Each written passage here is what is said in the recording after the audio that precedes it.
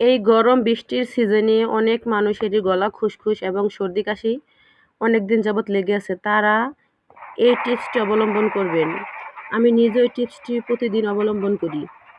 আপনারা কি করবেন, পানির ভিতরে তেজপাতা, লবঙ্গ, এলাচ, দারুচিনি এবং গোলমরিচ, সামান্য পরিমাণ লবণ দিয়ে অনেক খানিকটা ফুটিয়ে নেবেন। ফোটানোর পরে দেখবেন পানিটা হালকা হালকা লাল লাল ভাব এসেছে। আপনারা চাইলে এই পানিটি খালিও খেতে পারেন এবং চা বানিয়েও খেতে পারেন। সাথে কালিজিরা জিরা দিলে আরেকটু ফ্লেভার আসে, খাওয়ার জন্য আরেকটু সুস্বাদু হয়। এই টিপসটি যদি প্রতিদিন সকালবেলা এবং সন্ধ্যাবেলা খেতে পারেন তাহলে সর্দি কাশি আশা করি একটু কমে যাবে।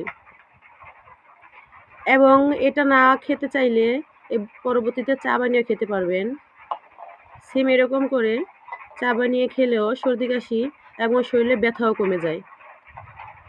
যারা প্রতিদিন চা খান তারা এই জিনিসগুলো দিয়ে চা খাবেন। আর যারা চা খেতে না চান তারা পানি গরম করে খেতে পারেন। ইনশাল্লাহ দেখবেন গলা খুসখুস কমে যাবে, কাশ কমে যাবে। অবশ্যই চেষ্টা করে দেখবেন। আমাদের সকালের নাস্তা, তাই রেসিপিটি আপনাদের সাথে শেয়ার করলাম।